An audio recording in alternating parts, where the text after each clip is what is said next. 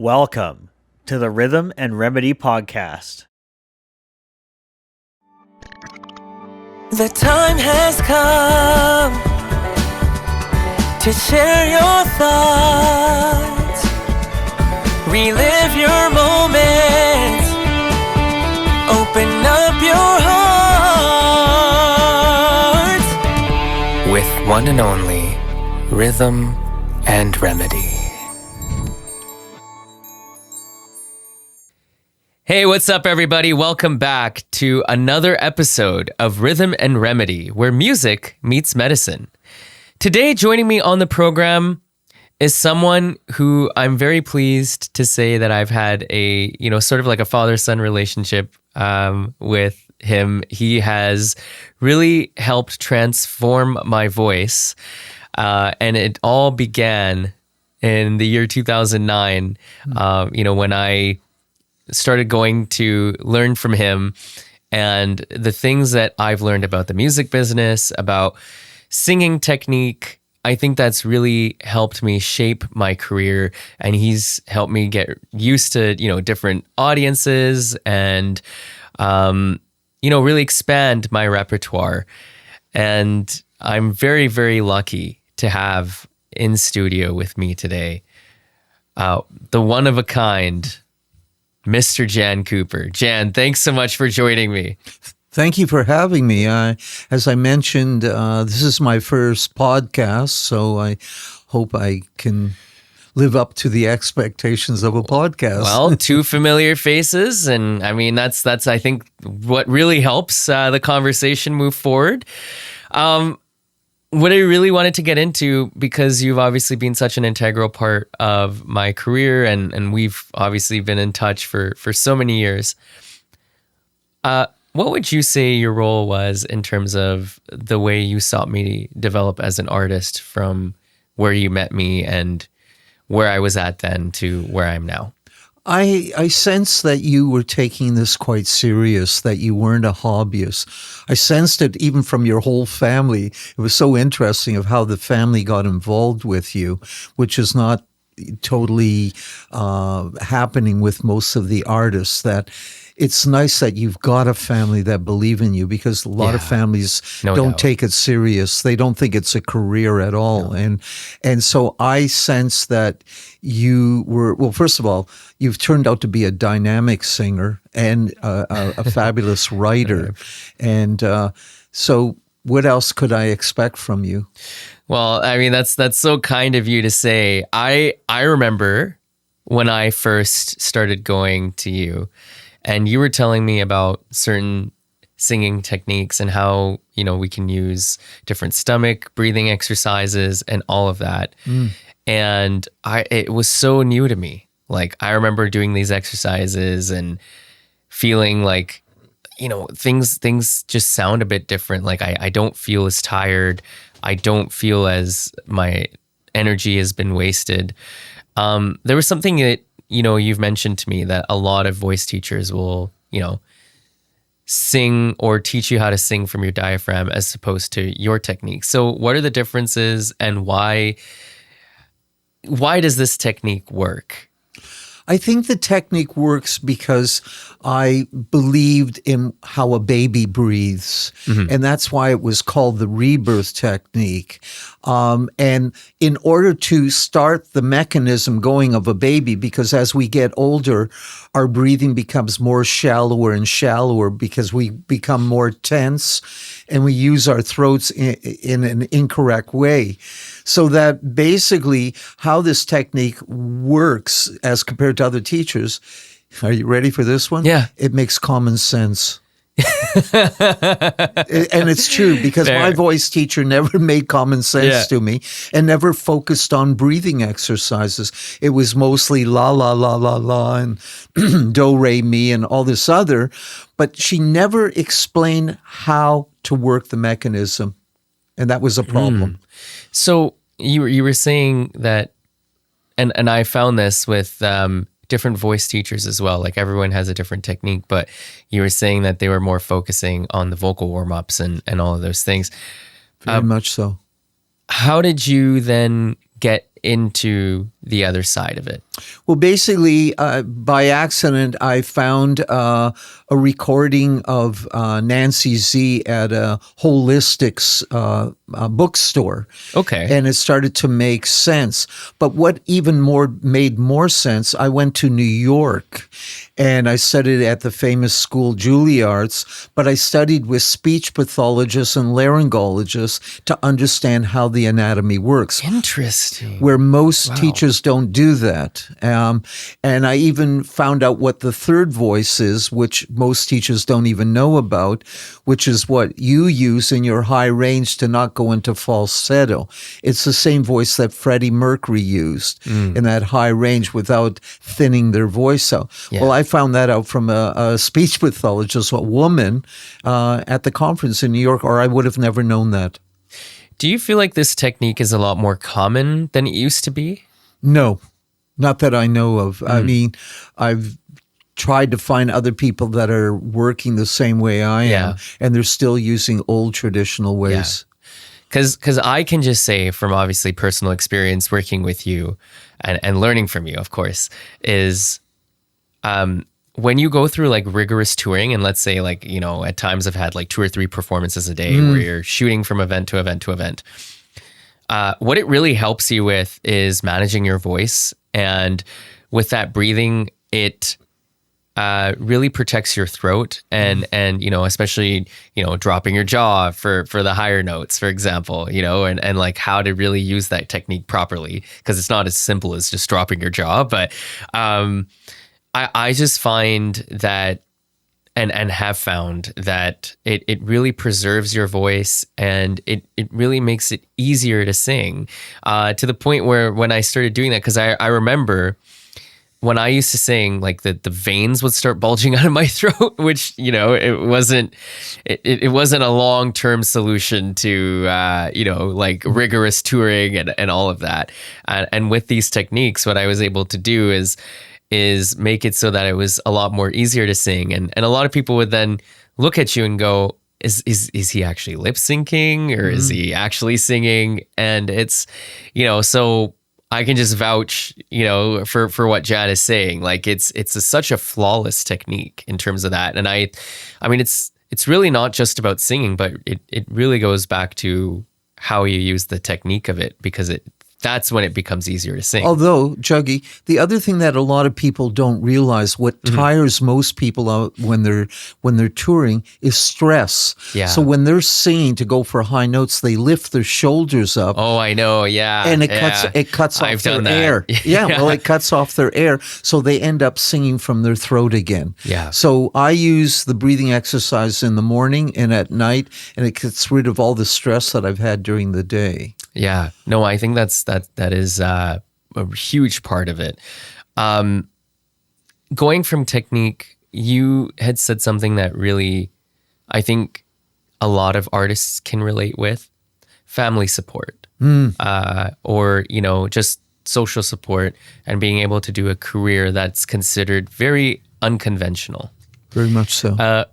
What would you say were the challenges of making a musical career back, you know, 20, 30 years ago, as opposed to now, you know, where perhaps music making is a lot easier, but also for your message to those who could see this as a very unconventional career and wouldn't want, you know, their kids to participate in something that has a, you know, quote unquote, very low success rate, I guess, is the way they would consider it. It depends, Juggy, and I'm going to give you an idea. Yeah. So I know it's pretty big. Yeah. But I'll give you some ideas. When people are thinking about careers in this industry, they're thinking at the high level. I want to be a superstar. Right. I have students that are averaging $100 to $200 an hour, doing birthday parties, singing for seniors' homes, and they're making a very, very good living without having to become a superstar. Right. Okay. So it depends on where you're at. It's sort of like, and you'll laugh at this, when I sometimes get a student in, the first thing they'll say to me, I want to sing like Whitney Houston. And I say, oh, really? Well, are you willing to put 2 to 3 hours a day to work at it? Well, of course they're not. So they're assuming they should be able to work up to that caliber, within a Yeah. short period of time. And that's not how it works. It doesn't yeah. happen that way. And it's the idea, start at the bottom level, get the experience of working with an audience, find out who your audience is, and really gear yourself towards a business plan. That's what I advise. Yeah. Yeah, I think music business is a huge part of it. But going back to that, I think you really hit the nail on the head. Music doesn't have to be this sort of thing where you have to be a superstar. You can carve a career in many different ways within the music field, right? Very much so. And I think one of the things that I really learned is I didn't just have to be a singer to be in music. Like I could be a composer. I could start really writing and taking a lot more ownership of my content as opposed to always trying to look for work. And I think there's a lot of different ways that you could be in music, whether it's, doing music library stuff, being a manager, really understanding, like you said, the music business stuff, which we will get into. But I guess, to those parents, for example, who might see that potential in their kids, but are not sure or are very concerned, about their kids getting into this line of work. Maybe they've heard stories about the industry. Maybe they've heard, different sort of things. What would your message be to them in that regard? My answer is in any career that you go, whether it be the music industry or not, you're taking a gamble. Right. I've seen students who have spent 4 years at university getting an education, and guess what? They're working at 7-Eleven. Okay? So what parents have to understand, there are no guarantees whether you have a PhD or whatever. Right. This is still a job. Right. And there's so many areas, and yourself that you probably could be writing songs about commercials, like, for example, Coca-Cola or whatever. Yeah. Okay. And so the diversity in our industry is incredible, where if you're trained in only one area and you don't get a job, you got a problem. Yeah. Well, and I think that getting other jobs, like sometimes music can be a side passion sort of thing where you can work a job. And if you're really passionate about it, you'll always come back to that sort of passion of whatever it is. And in this case, we're talking about music. So you could go to work and then you'll come home and then you'll look at, whatever music stuff you have to look at, or you sort of plan it throughout the week.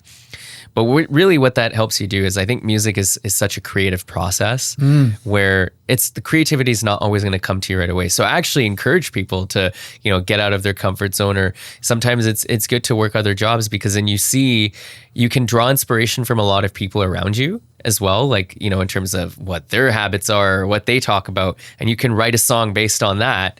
And I think that's how, songs can be born in so many different ways from what you experience. Right? Also, here's the other thing. I have video interviews. I ran a program at Brockhouse, and the interviews came back, and these were seniors, and they came back with, it helped me get out of depression.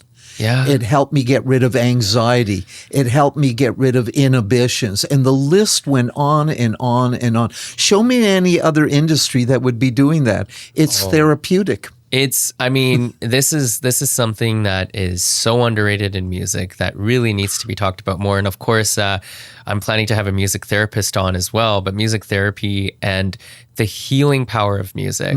Like even when I've gone to perform for, seniors or people who have autism or anything like that, there is this sort of healing that they feel when they hear somebody singing or playing a guitar, or or they hear you, just performing live. There's a human connection component to it, where music can really express something that otherwise can't be expressed just in words. So like when you look at that in terms of even just being a superstar, I think the most important thing is to network and realize that you're not always going to be performing at the biggest events, right? Like you're going to have to start off performing at, the smaller events. And so how would you sort of say, like, when people think about being a superstar, like what really entails going into being that sort of superstar, obviously, besides the 3-hour, work a day and stuff like that. So here's my suggestion to everybody that will be watching this.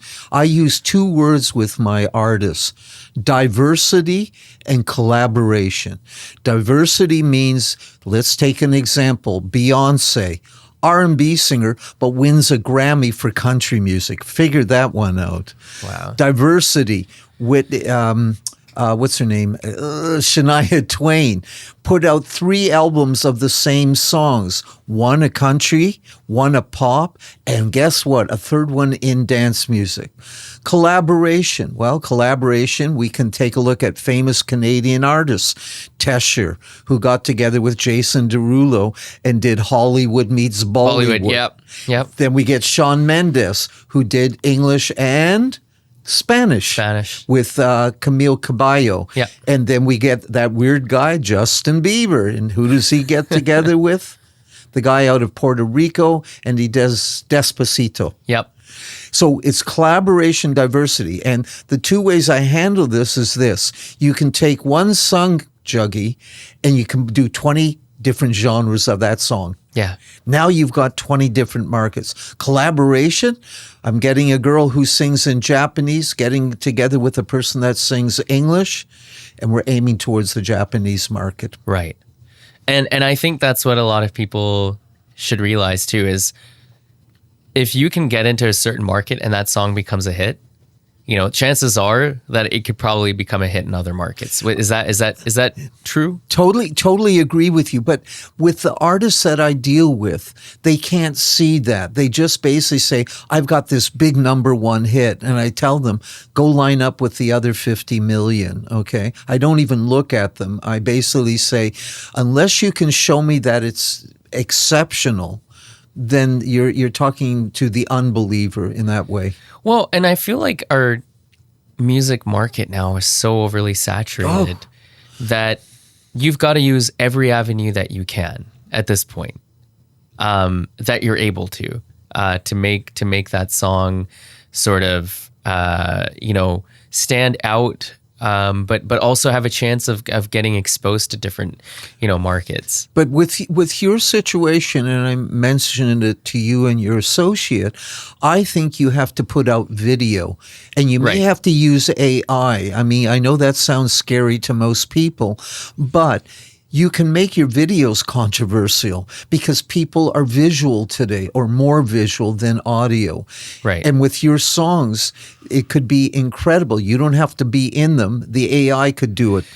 So let's talk about that, because AI has become such a huge conversation in today's world, obviously. Very much so.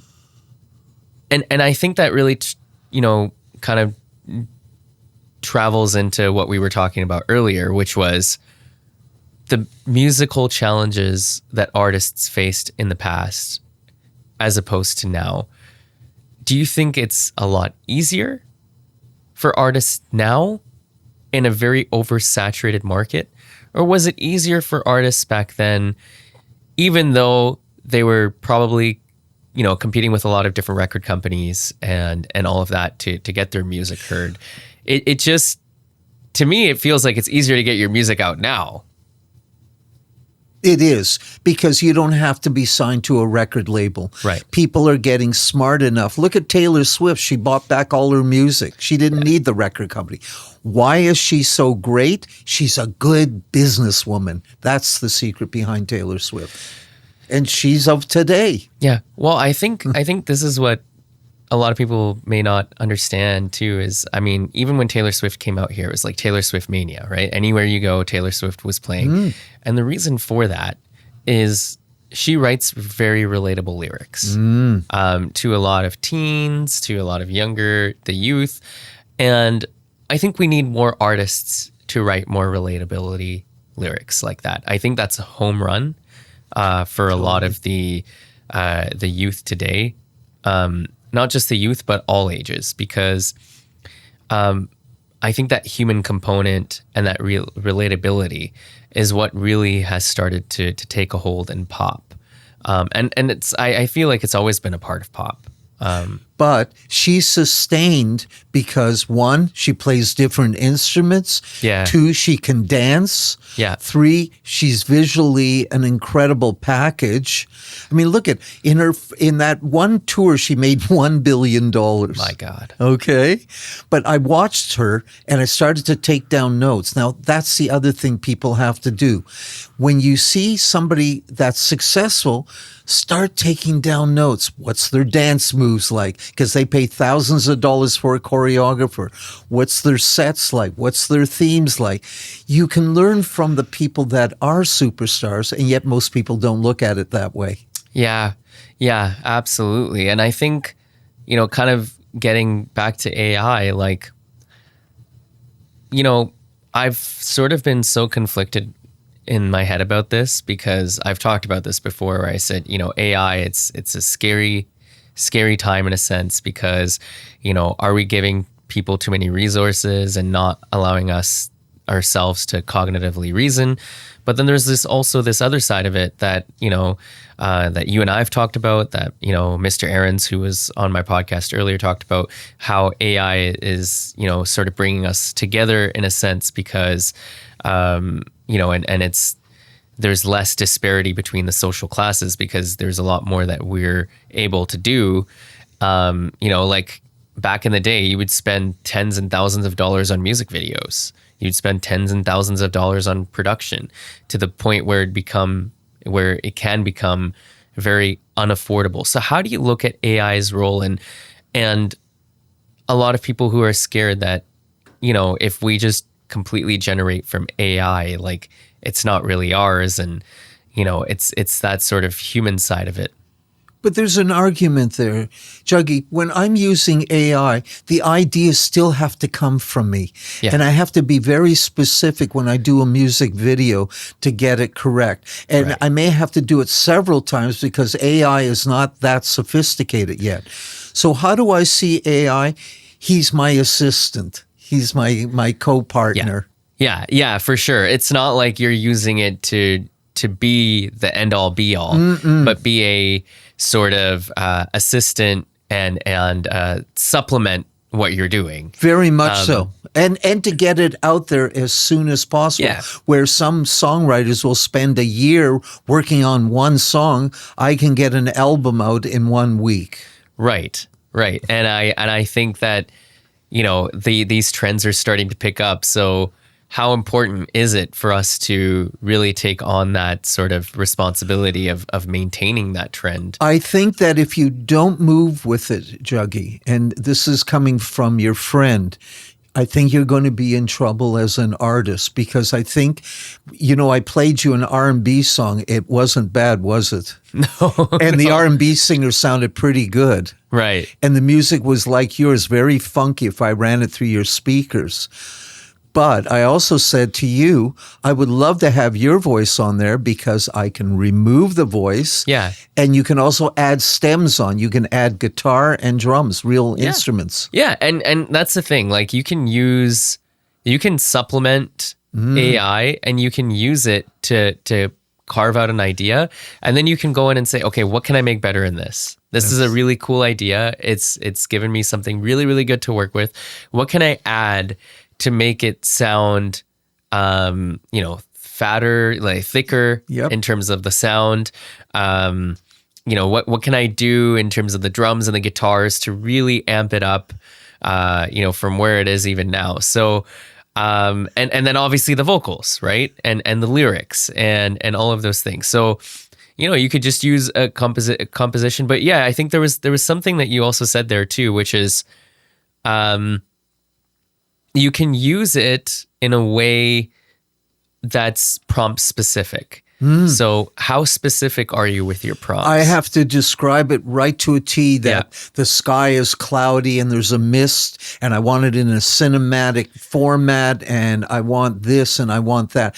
By the time you nearly write a novel of what you want in the prompt, but once it shows up, it left me in a state of shock that it actually came up and then I can edit it. So a lot of people are worried about the rights. You own the rights. So how does that work? Well, basically, it's your concept, Right. and the AI is just your associate, your partner. So how do you sue somebody that's got a robot as their Yeah. partner? Yeah. Well, and a lot of these are paid but affordable plans, right? Yes, some are and Yeah. some aren't. Right. Yeah. And it's such a huge talking point right now because I hear a lot of producers online that are saying that AI is taking over human ability and that we're really going down this dangerous slippery slope. I disagree with them totally, because when robots came in to be put into the car industry to put Right. the cars together, we still needed people to fix the computers. We needed people to fix the robots when they broke down, and the list goes on and on. That will happen in AI. Don't kid yourself. Well, and we talk about cars. I mean, look at Tesla's self-driving capability now, right? Or different cars within the US. Like even if you go down to Arizona, you can use Waymo, which is a self-driving taxi. Yeah. And so, yeah, technology is developing at such a rapid rate. But I've had this like debate with a lot of different friends about like the use of AI. And I always say, like, if we can get ahead of it, we can probably create more jobs for certain things and all of that. It'll make life much easier for a lot of people. Yeah. And I don't think, like, songwriters are the biggest complainers about, oh, it's going to take over our songwriting, it's going to do this, it's going to do that. Well, if you're that brilliant of a songwriter, why not use AI to work along with you in your songwriting Right. instead of seeing it as your enemy? As your enemy, and you can always play around with certain things, right? Just because it writes something, it doesn't mean you have to then just use it. I agree with you. You can play around with the words. You can add your own human element to it. Also, with Suno, which is the program I use for the writing of the music, Right. it will give you 2 samples of it, and you decide which one you want. Which one you want? Uh-huh. Yeah. No, for sure. I think that's a very, very interesting topic. And like you said, I think it's important for us, regardless of any industry that we're in, to adopt to those trends and really get ahead, or adapt to those trends and really get ahead of everything else, because I think that's what's really going to. Well, here's the other thing too. I'm going to be 80 this year, Yeah. and I'm having to teach your generation. You look younger than 80, man. I'm having to teach the younger generation that it can be used for good, but there are a lot of people out there that are misusing it, and that's what bothers me. How have you been able to be so malleable, especially at this age? Like, that's always, I mean, it's such an amazing quality to have, because once we get older, I feel like a lot of us have this stereotypical idea that we're older, we're more adamant, we're more stubborn. Well, it's true, because when I talk to people my age, they're retired already. They look tired. They look old. And when I start talking about AI, they say, is that an ailment? And because they're always talking about how sick they are. Yeah. And I'm still working. Yeah. And I love it, because the one thing Dick Van Dyke said, who's an old artist and singer, he's 100 years old, and they said, what's keeping you alive? You ready for this? Singing. Yeah.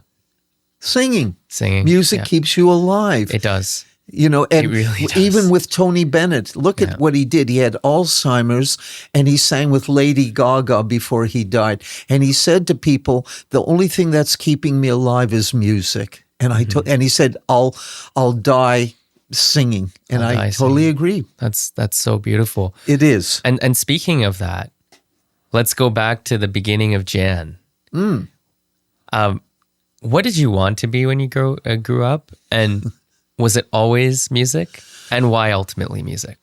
Well, I started in a small town, and at the age of 5, I was singing on stage already. So I knew there was something going on.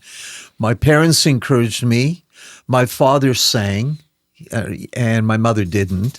And basically, they would drive me to Toronto, take me for a 2-hour drive. But I was taking drama lessons. They felt that drama was also important. So they really, really encouraged me. Plus, my background helped me because my cousins, distant cousins, own the two biggest theaters in Toronto, the Royal Alexandra Theatre and the Prince of Wales. And I got my break there when I was offered to play a lead part in a musical called Hair. Right. But my parents said, you're not being in this musical because you're not going to run around naked. Because in some scenes, you are with no clothes on. So I ended up coming to Vancouver and got into the production of Godspell at the Queen Elizabeth Theatre. And that really helped. So I was surrounded by music all the time. When I went to school in Michigan, which will catch you off guard, I went out a couple of times with Diana Ross's sister from the Supremes, Rita Ross. And was brought up with black R&B music. Wow. And I had my own radio program. It was called the Butterball Hour. So it was like, hi, this is the Butterball Hour. I'm not too big and I'm not too small. I'm just a little wee round butterball. I'm the doo-wah diddy of the Motor City. So you used to do that? Yes, at university. I had my own radio program. All my roommates were black. Oh, wow. And we used to go down into the downtown area of Detroit, and we saw the Temptations, the Four Tops, all the famous Motown acts, and Marvin Gaye used to come out and throw football around at our university. No. So that's so cool. When I came to Vancouver, it was like, oh, where's all the black people? Where's the R&B? I'm hearing country music. Oh my God. Yeah. Though that's very interesting. And I know that you, while during this time, and because we talked about this, and this was in the 60s. Yes. And you said that you actually went out with your roommates and friends to protest. Very much time, so. And you know, the Rights March. How do you think that's really, shaped your life? It shaped my life in that's why I'm writing the songs of today using the AI concept of overthrowing the American government and fighting for women's rights again and fighting for immigrants in that country. That's what I marched for in the 1960s with my black brothers. I basically was fighting for their rights because we had incidents that nobody would believe, but we went into a restaurant, and I can't remember the restaurant. It's a restaurant chain. And because I was and this is in the North, I was with two roommates who were black, and they wouldn't serve us. And the other incident was we were at a drive-in and we got hot chocolate, and one of my roommates asked the waitress, the hot chocolate's too hot, could you make it cooler? Within 5 minutes, the police had us up against a car with our hands up against the car. So we know what this experience is like, and the Americans don't understand they're moving in the same direction. Right. So the music is making a difference, and you're getting people like Bruce Springsteen to come out. Yeah, no, for sure. So you look back at the 60s and obviously going through those protests, and do you feel like that's shaped that sort of inclusiveness that you've always sort of felt since then of we need to be inclusive as a society and really get to the, sort of the depths of it, and part of that inclusivity is music? Very much so, because I think music has played a major role on anything that has happened in history. You know what's really beautiful about music, and I've thought about this so much, even when it comes to music and sports. These avenues, we could be in a stadium, and the person beside us could believe in something completely different than we do. But yet we still stand up and cheer when a goal is scored together. We still are in a place, in a concert, where we can be singing a certain melody together. And I think that's the beauty of it, really, is when we can convene as a community together through music and through sport and sing and cheer and do the same things together, we start to realize, like, holy crap, we actually have a lot more in common than we think. Very much so, including I've traveled to probably close to 60 countries, and I found people the same. Yeah. They're kind. Sure, there's bad elements in every society. I mean, that's with everything. Yeah. But it's so funny. And I don't know if you'll take offense to this, but when I've traveled, people say it's very dangerous to travel. And I said, go to Surrey, BC. I said, wow. That's dangerous. Nothing's happened to me yet. No, but there's been more shootings out there and things going on. People are funny that way. If they don't understand countries or people from different countries, then it's dangerous. Yeah. And it's the most ridiculous thing. Well, and I've talked to so many people, and I guess you can really attest to this as well.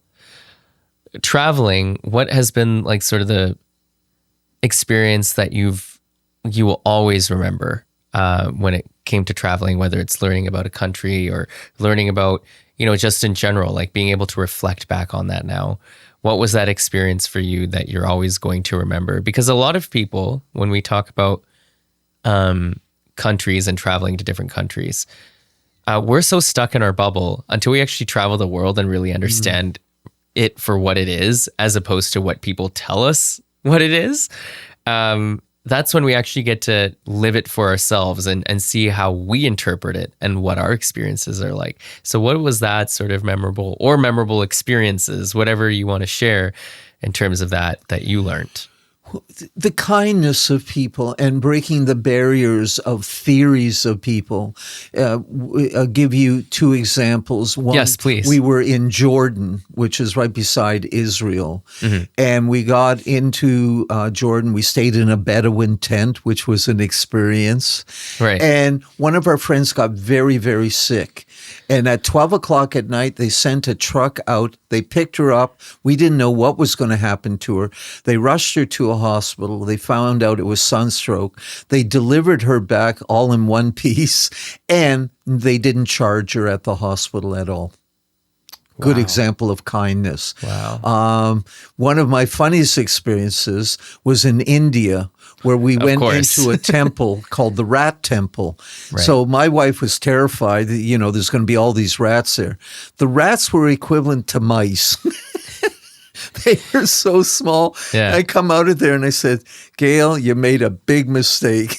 Yeah. They weren't really big rats at all. So I found that quite funny and quite interesting. And I enjoyed traveling through India. We went mostly through Rajasthan. Yeah. Rajasthan is one of the most beautiful places. I also didn't know they had a desert. Yeah. They have quite a few things over there that really set it apart. In terms of the state of Rajasthan. Very different. And we got to meet one of the communities that live in the desert. Mm-hmm. And that was interesting. They did traditional dancing and music for us. So when we look at all of that, and you obviously have been through, different conferences and seeing all of those things. We talk about record labels, and we talk about independent artistry. And there's so much going on in the world right now. Let me ask you, because you've talked about this, what's wrong with today's music as opposed to the music that we've been so accustomed to growing up with? My biggest complaint, especially watching music videos, it's all about money and it's all about sex. The women matters wear no clothes at all. And so that's the thing that bothers me. It's not about talent anymore. It's about the record labels, the ones that are left. How much money can we make by selling? And to be honest, it's straightforward, to selling sex. And that's about it. Where in our times, when you watch Joni Mitchell, who's being honored this year at the Junos, they had something to say. In most of the music that's coming out today, it's either angry, violent rap, or it's women that barely wear any clothes, and that's what they're selling, not the music anymore. It's not about music. Yeah, I mean, it's very interesting because a lot of times I hear people saying, hey, did you watch that video? Or did you watch that music video? As opposed to, did you listen to that song? Yeah, I mean, for example, I won't watch the Grammys or Junos. I won't watch The Voice. I won't watch America Has Talent. I find that it's all exploitation of artists, and yet they don't recognize it. Also, I think, and I don't know if you'll agree with me, Juggy, but I don't think an artist should get paid more than a doctor. Our priorities are ass backwards. Right. Our money should be going into doctors and education instead of paying hundreds of thousands to artists performing an hour and a half concert and you're paying $1,000 or more to go see them. What's more important, a person's life under a doctor or going to see an artist perform? I have a problem with that. I think, yeah. I mean, there seems to be this underlying discrepancy in general in society where it's the billionaires, are now starting to become trillionaires.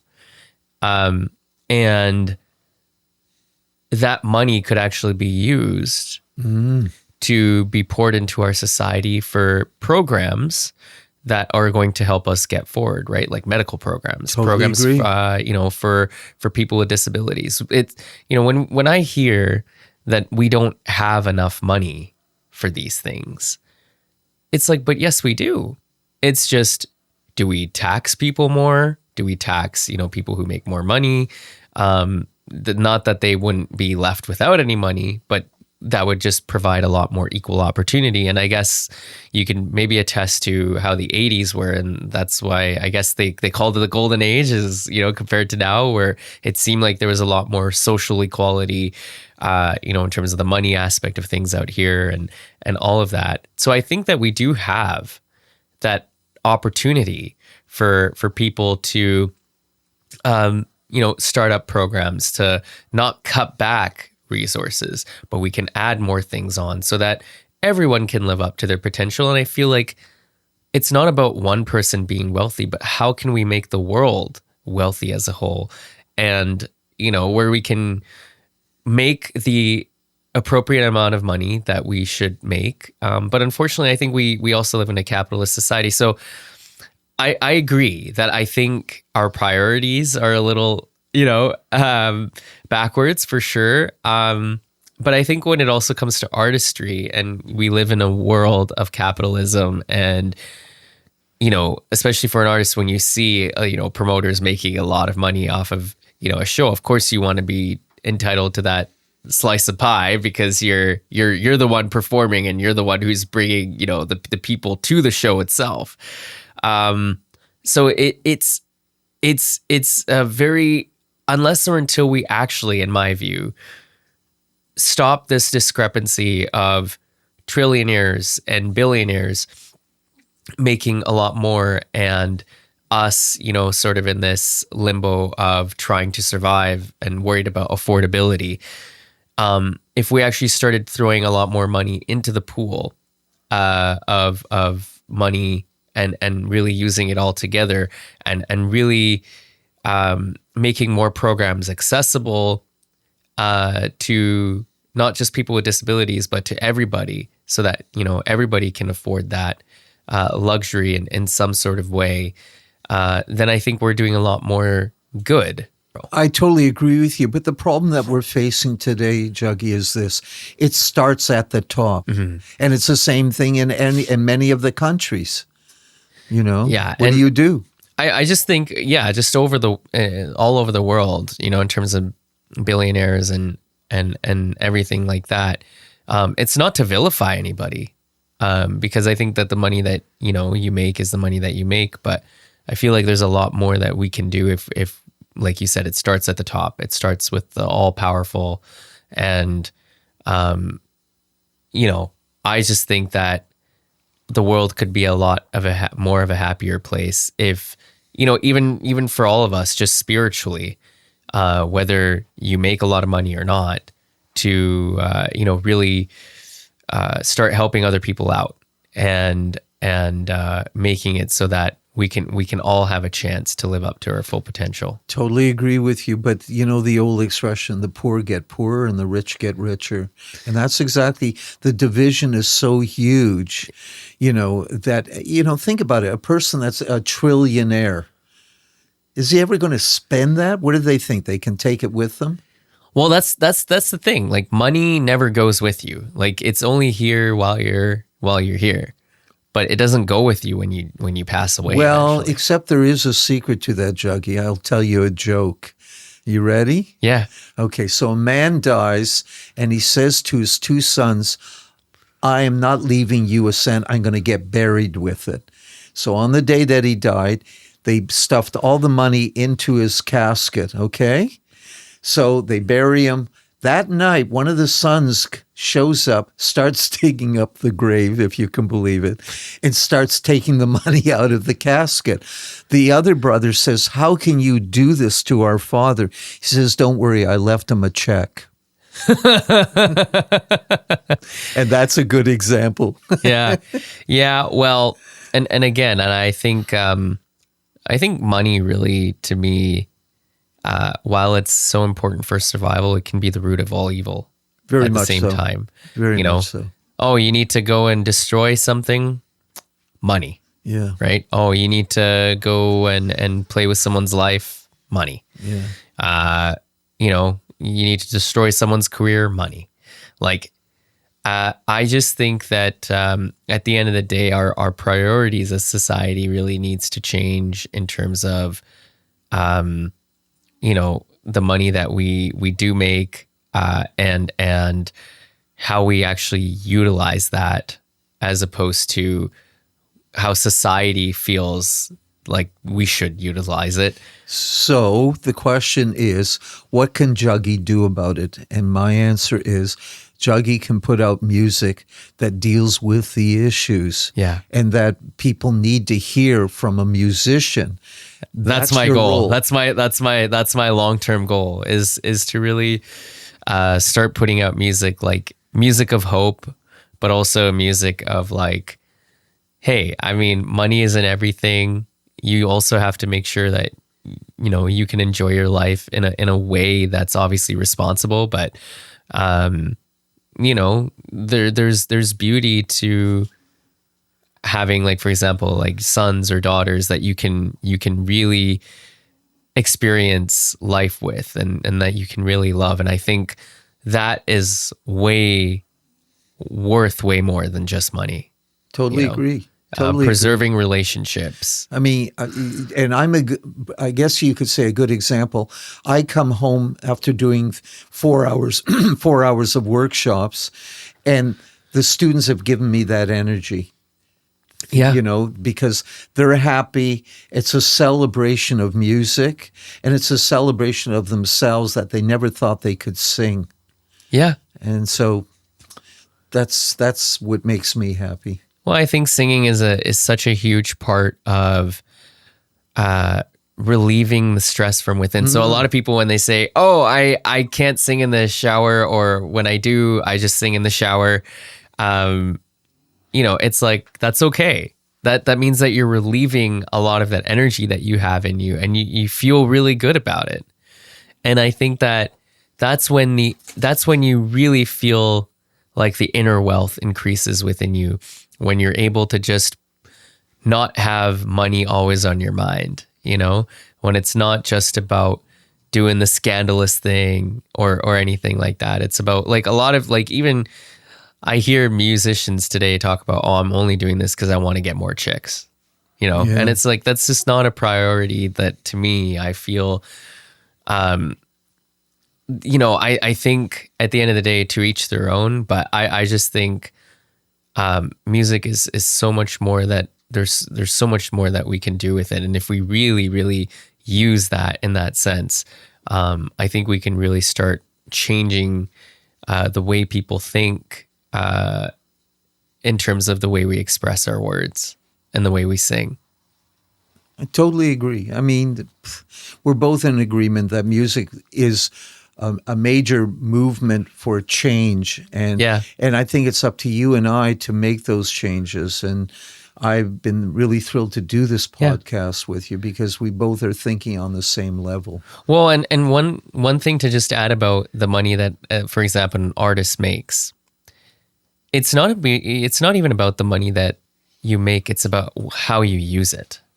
Are you using it to help other people? Are you using it to what is your purpose for using that money, and how can you use it to like even with Taylor Swift, for example, like she pays her crew quite a bit, like, so she's helping them out as well.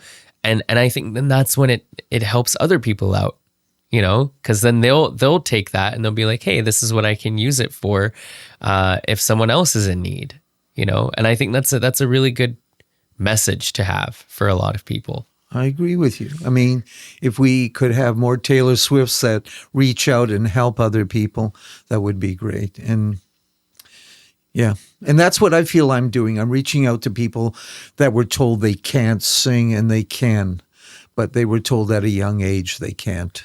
Yeah. And it's, I've heard this before too, where, a musician has said, like, it's interesting to see like there's a high percentage of people that can actually sing, but like they don't explore it because, like you said, they've either been told that they can't, or it's, they've been given this sort of God-given talent, but they've never actually explored polishing it. Like, I think not being aware to ourselves is one of the most dangerous things that we can do, because we're so focused on what other people have, or the externalized sort of thing, that we don't really focus inwards on ourselves. And if we really start to do that, then I feel like that's when the division aspect of it starts to go. Because a lot of, if you look at today's economy too, a lot of like people are stuck on their phones, right? Like that's the economy today, is have people stuck on their phones, have them be thinking about, like, oh, like I want to watch this video because of violence and anger and all of those things, and be distracted from how I'm actually feeling. But then I've also started to hear now that a lot of people are really starting to realize the effect that social media has had on them, and they're taking breaks. And I think that's a very smart thing to do. Well, the other thing that's quite funny for me, I picked up a song and I did a video of 50 people looking down on their phones, and I put the song on there, "We Don't Talk Anymore." Yeah. Yeah, it's true. It's true. So we don't talk anymore, but I just feel that with the program that I'm running, people are starting to talk. So can you just briefly touch on that? Like what program are you wanting to run, and what is the ultimate goal of this program? The programs I'm running right now, there's at least 5 of them out of community centers. And originally I came up with a joke, and the joke was, and I didn't think anybody would sign up, a vocal training program for non-singers. Yeah. Okay. That's amazing. And suddenly I get a phone call from Kits Community Center and said, you have 16 in this. I said, are you joking? They said, no, there are 16 people signed up. Wow. The motivation was to prove I can have 16 people singing, but not karaoke, but being able to sing like a professional telling a story. So the program came out as your voice, your song, your story, your workshop. Yeah. By the end of the workshop, they were running the program, and I just sat back as the mentor. They would help each other out. They would say, open your jaw, take more breath. And they were doing it in front of 15 other strangers. Imagine how much guts that takes. Oh, for sure. I mean, it takes a lot. So at the end of it, they had grown accustomed that A, they could sing, B, they weren't scared of it, C, they made friends with all the others and would go out for lunch or supper together. And where can they find this? They can find it at Kits Community Center, Brock House, Marple Oak Ridge Community Center, Caresdale Community Center, and Kitsilano Community Center. All started at community centers. Well, I think that's amazing that you're doing that, because I think that music and people being able to just be a part of that whole thing is so important and gives a sense of community. I think we need a lot more events like that that really do. What are your thoughts on reality shows now? If you're talking about programs Music. like The Voice Yeah. and America Has Talent, I I have a different view. I used to watch it, and then I started to see there was a pattern there. Pattern in the voice is, oh, wow, you have a big voice. Oh, wow, this. Oh, wow, that. And I was basically saying, oh, wow, we've had Whitney Houston. Oh, wow, we've had Aretha Franklin. Oh, wow. And it got down to a point of they weren't talking about the packaging of the person. They were saying, oh, wow, about the voice. Yeah. But you and I know that the voice is only 10% of it. And how many of them were songwriters? We have no clue. So talk about that. When you say the voice is only 10% of the music aspect, what does that mean? That means that you can line up thousands of singers that have good voices, but there's no uniqueness behind that. In that, show me your package. Like when we look at Lady Gaga, there's an image created there. When we looked at Cyndi Lauper, there was an image created there. So the package is, how do you stand out amongst the others? Because people will say, well, it's my music. Yeah, but what else, when you go on tour, what makes you stand out? And quite often they can't come up with an answer, so there's no package there. So what does make someone stand out? Costumes, sets, a concept, dancers behind them, or maybe they move a bit. Just a lot of factors that bring in other disciplines like choreographers, like, acting, drama, the whole bit. But what if people really can't afford that? Here's the answer. Why not watch the pros and start taking down notes? And I'll give you an example. Mariah Carey. How does she work her music? She starts in the center with a verse, and then she sings a chorus that moves her over to left side of stage, then sings a verse there, moves back to the center, then sings another verse, and then sings a chorus, and then comes back. It's all pre-planned. It's what we call in drama blocking. So you can learn how to do blocking of stage. You can use, my son is in theater and he's with a Japanese theater group in Japan. What are they using? Puppets and music. Wow. There's so many aspects that you can go back to old roots like puppets or, different aspects of it. But you create it more into a theatrical production than just a singer standing there and doing nothing. Yeah. Yeah, I think there's a lot of value in what you just said there, right? Like studying and taking notes. What has been a life-defining moment for you? This is something I always like to ask. Say that again. A life-defining moment for you. Oh, my God. Just discovering that some of my artists have moved on. Like one of them has now become the lead singer in Trooper. Another one is singing and performing with Bachman Turner Overdrive. So a lot of them have moved on with their careers, and I'm very proud of them. Yeah. Yeah. What like you just mentioned a couple there, but you've worked with many different artists. Many different artists that have gone to have successful careers. Can you talk a little bit about what that experience has been like, and how does it really affect you and impact you, and when you see a lot of artists being able to achieve what they've set out for, like as a music teacher, how does that make you feel? I just feel that they're an extension of me. That means it's another Jan. Yeah. Okay. They've picked up on what I was trying to get across to them. And I still hear back from them saying, thank you, thank you, thank you. Yeah. That's my payment. That's my excitement. That is beautiful. And it's sort of like I've left a legacy that when I move on to the next planet, that there's going to be little Jans running around, and not my kids either. Yeah. No responsibility. I take no responsibility. But yeah, I think what a person like myself can do is leave a legacy that you've done good for society and that you've produced some great artists. And that's what you do. I think that's really, really beautiful, Jan. And I think you've really carved out so much for a lot of different people, and the business side of things, in the music side of things. And one of the things I really appreciate about you is your honesty. I think it's so important for a mentor to be honest for someone to be honest about how they feel about a certain project or music or the entire thing.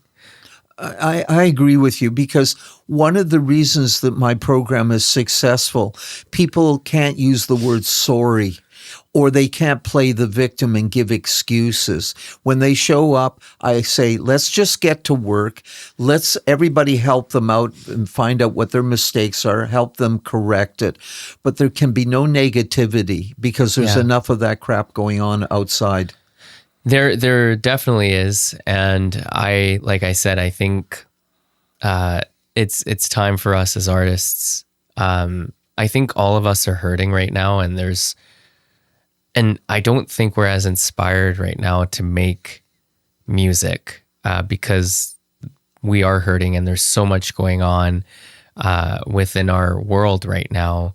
The divisiveness, the judgment, the sort of. And I think that a lot of musicians and a lot of singers are very vulnerable. They're very vulnerable beings.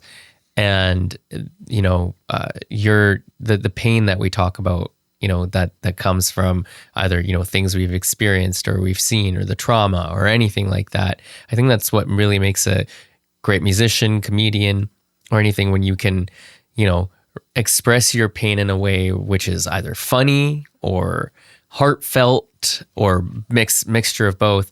And right now it's like, it's hard to do that when you feel like we're in a world where the world is again judging you for how you are. And I feel like I think that's why we've lost a lot of that inspiration as musicians. But I think that there is a solution to it, Juggy, and it may be right in front of you. The word I used was collaboration. There are other people feeling the pain. Yeah. And possibly artists, like for example, in over certain decades, artists got together, like they sang the song "We Are the World." Yeah. And they got together because there was pain in the world even at that time. Yeah. You should be getting together with other artists that are feeling the same way that you are and collaborating with them. It goes back to, what is a record company? Guess what? It's people. That's all it is. Yeah. So you could have your own record company with 2 or 3 other artists. Yeah. Yeah. No, absolutely. And I think that's such a huge part of, all the success that you can have is collaboration. I really believe that. And I feel like we should all be able to collaborate in a sense where, there's no ego. It's what are you bringing to the table? What am I bringing to the table? And how can we do it together that we can actually bring it out to the world, right? And it's not just my song, it's our song. So my suggestion, you played me 2 fabulous songs. Juggy, get a female vocalist to sing with you on them. Oh, for sure. I know I have ideas for a few of those, and we'll definitely keep everyone updated on that. But for those who are listening to this episode, I just really want to say thank you so much for all your love and support. This has been such a ride, and Jan, appreciate you being a part of my journey. I think a lot of people will really appreciate this episode as well, because we touched on, a lot of different aspects of the music stuff, but also the humanity and really, that's what I'm striving to do. So thank you so much for being a part of this. Is there anything you wanted to say before we wrap this up here? I'd like to just thank you, and I really enjoyed this because, again, it gets my mind working where other people are stagnating. You brought me alive today, and that really made a big difference because, to be honest with you, I don't talk to a lot of people. I do in the workshops, but eventually I pull back from it and let them take over. So this experience for me was just great. Yeah. I absolutely agree. And thank you so much for joining, Jan. And to those who are listening, remember, it doesn't matter how much money we have. If we just help each other out in some way, whether it's a little thing or it's a big thing, it can really, really increase a lot of the spiritual wealth. Not only the sort of gratifying feeling it is to also add happiness to someone else's life, but, whatever problems or whatever sort of thing that they're going through, they can really benefit from any sort of, whether it's financial help or emotional support or anything. Anything that we're able to do within our boundaries really does mean a lot to the people around us, more than we realize and more than sometimes they realize in that moment. So just know that you all matter, we all matter, and Rhythm and Remedy, where music meets medicine. We will be back with another one. Thank you so much for joining us. The time has come to share your thoughts, relive your moments, open up your heart with one and only Rhythm and Remedy.